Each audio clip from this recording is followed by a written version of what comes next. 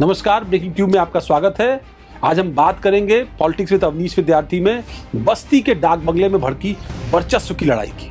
दरअसल शुक्रवार की वो शाम जब बस्ती जिले के पीडब्ल्यूडी के डाक बंगले में अफसरों के साथ एक शांत बैठक चल रही थी, अचानक ये बैठक सियासी शोर में तब्दील हो गई। दरअसल कमरे की दीवारों ने वो सब सुना जिसे अब बस्ती की गलियों से लेकर लखनऊ के पॉलिटिकल गलियारों तक दोहराया जाता है। एंडर, धमकी, पिस्टल और अब सियासी दो ध्रुवों की जंग, ये सब कुछ हुआ बस्ती के उस डाक बंगले में। बस्ती का डाक बंगला, कुछ वीवीआईपी और कुछ सीनियर अफसर एक अहम बैठक में जुड़े हुए थे। इस दौरान वहां पहुंचे सूरज सिंह सोमवंशी और संत कबीर नगर के ठेकेदार रमेश चंद पांडे। दोनों के बीच बातचीत शुरू हुई। एक फर्म को टेंडर दिलाने का मामला था, लेकिन जैसे ही पैसों की डिमांड सामने आई, बहस गर्म होती गई।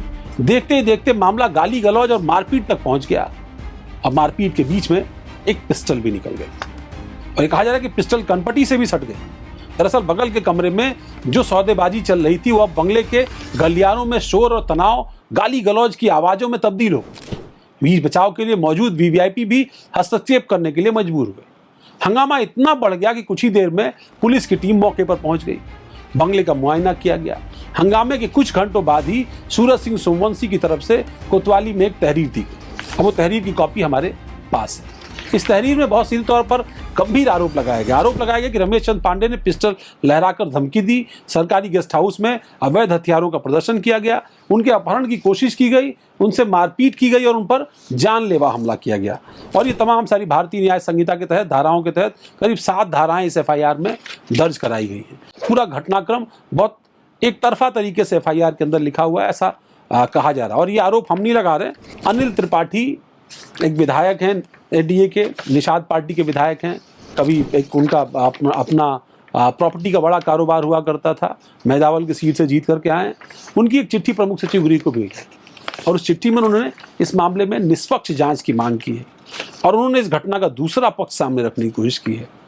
दरअसल इस तमाम जो एफआईआर की तहरीर थी, इसके आधार पर पुलिस ने रमेश चंद पांडे और उसके 2 सहयोगियों के खिलाफ अपहरण और हत्या के प्रयास जैसे गंभीर धाराओं में मुकदमा दर्ज कर लिया, जो हम आपको बता रहे हैं कि इन एफआईआर की कॉपीज में। घटना के कुछ ही दिनों बाद मामला तब और दिलचस्प हो गया जब निषाद पार्टी के विधायक अनिल त्रिपाठी खुलकर रमेश पांडे के समर्थन में उतर आए।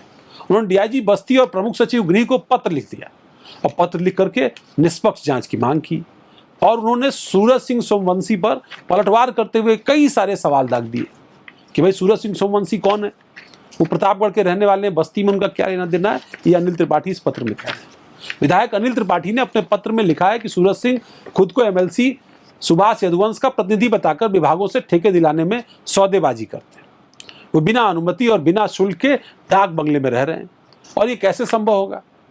22 मार्च को दिशा की बैठक में वे एमएलसी के प्रतिनिधि बन करके आए थे। ये भी बात किसी को नहीं हजम हो रही। इसका आधार क्या है? उन्होंने सूरज सिंह पर यह आरोप लगाया कि वे ठेकेदारों और व्यापारियों को धमकाकर शोषण करने की कोशिश करते हैं। अब उन्होंने रमेश चंद पांडे को निर्दोष बताया और कहा कि निर्दोष ठेकेदार को झूठे केस में फंसाया जा रहा है। इस पूरे मामले में अब 2 सत्ताधारी नेताओं का टकराव सामने आ गया है। एक तरफ निषाद पार्टी के विधायक अनिल त्रिपाठी जो रमेश पांडे का बचाव कर रहे हैं, रमेश पांडे भी उन्हीं के क्षेत्र यानी संत कबीर नगर से आते हैं। दूसरी तरफ एमएलसी सुभाष यदुवंश, जिनका पक्ष भी लेने की हमने कोशिश की लेकिन वो अपना पक्ष नहीं दे पाए। हमने कई बार टेलीफोन किया उनको। पुलिस ने पहले ही रमेश चंद पांडे के विरुद्ध केस दर्ज कर लिया है। हालांकि कई सारी कोशिशें हुई। उनका जो मोबाइल नंबर है 9455320101, इस पर हम लगातार संपर्क करने की कोशिश कर रहे थे, पर सुभाष यदुवंश से संपर्क नहीं हुआ। फिलहाल ये मामला स्थानीय वर्चस्व, सियासी दबदबे, प्रशासनिक पक्षपात की 3 धारी जंग बन चुकी है। अब इस जंग का क्या होगा आने वाले दिनों में? क्या पुलिस निष्पक्ष जांच कर पाएगी? क्या सूरज सिंह की भूमिका पर कोई जांच बैठेगी? क्या विधायक की चिट्ठी सच का सामना कर पाएगी? क्या मामला और उलझ जाएगा? 2 माननीयों की साख और दबदबा इस मामले को किस तरफ मोड़ कर ले जाएगा, ये देखना दिलचस्प होगा। बस्ती डाक बंगले से निकली चिंगारी अब एक ऐसी सियासी विस्फोट की तरफ बढ़ रही है जहां हर कदम पर ताकत और तरकीब की परीक्षा होगी। ये सिर्फ एक एफआईआर नहीं बल्कि सत्ता, सिस्टम और सच्चाई की तिकड़ी में उलझी एक ऐसी बड़ी लड़ाई बन चुकी है। अब ये देखना दिलचस्प होगा कि इस डाक बंगले ड्रामे का अगला एपिसोड क्या कुछ रंग लाता है। पॉलिटिक्स विद अवनीश विद्यार्थी में आज की इस एपिसोड के लिए इतना ही। एपिसोड आपको कैसा लगा आप हमें जरूर बताइएगा। आपके लिए इस तरह के दिलचस्प वाक्यों का, खास तौर पर जो पावर कॉरिडोर में बेहद चर्चा का विषय बने होंगे, ऐसे मामलों को भी हम आपके सामने जरूर लाएंगे। हम चाहेंगे कि वो लोग जो इन खबरों से जुड़े हुए हैं वो भी सामने आएँ, अपना पक्ष सामने रखें, ताकि हम उनके पक्ष को भी अपने प्लेटफॉर्म के माध्यम से जनता के सामने सार्वजनिक तौर पर रख सकें।